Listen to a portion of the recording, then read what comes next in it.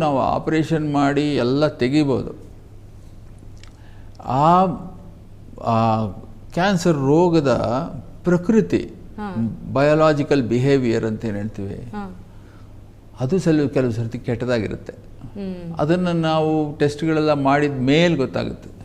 ಆದರೆ ನಾನು ಕ್ಯಾನ್ಸರ್ ಎಲ್ಲ ತೆಗೆದುಬಿಟ್ಟಿದ್ದೀನಿ, ಏನೂ ಇಲ್ಲ, ಇನ್ನು ಸರಿ ಹೋಗ್ತಾನೆ ಅಂತ ನಾನು ಅಂದ್ಕೊಂಡಿರ್ತೀನಿ. ಯಾರಿಗೆ ನಾನು ಹಾಗೆ ಅಂದ್ಕೊಳ್ತೀನೋ ಕೆಲವರಲ್ಲಿ ಅದು ತಿರ್ಗಾ ವಾಪಸ್ ಜೋರಾಗಿ ಮರುಕಳಿಸುತ್ತೆ. ಆ ಸಮಯದಲ್ಲಿ ಸುಳಿವಿರಲ್ಲ ನಮಗೇನು, ಯಾಕೆ ಬಂತು ಏನು ಅಂತ. ಆ ತರಹ ಬಹಳ ಸರ್ತಿ ಏಟು ತಿಂತೀವಿ. ಇನ್ನೂ ಕೆಲವು ಸರ್ತಿ ಏನಾಗುತ್ತೆ ಅಂದರೆ, ಒಂದು ಕ್ಯಾನ್ಸರಿಗೆ ನಾವು ಚಿಕಿತ್ಸೆ ಮಾಡಿರ್ತೀವಿ, ಎಲ್ಲ ಬರ್ತಾ ಇರ್ತಾರೆ, ಪ್ರತಿ ವರ್ಷವೂ ಚೆಕಪ್ಗೆ ಬರ್ತಾ ಇರ್ತಾರೆ, ಚೆನ್ನಾಗಿರ್ತಾರೆ. ಇನ್ಯಾವುದೋ ಒಂದು ಕ್ಯಾನ್ಸರ್ ಬರುತ್ತೆ ಅವ್ರಿಗೆ. ಒಂದೇ ರೋಗಿಗೆ ಹಿಂದೆ ನಾವು ಮಾಡಿರೋ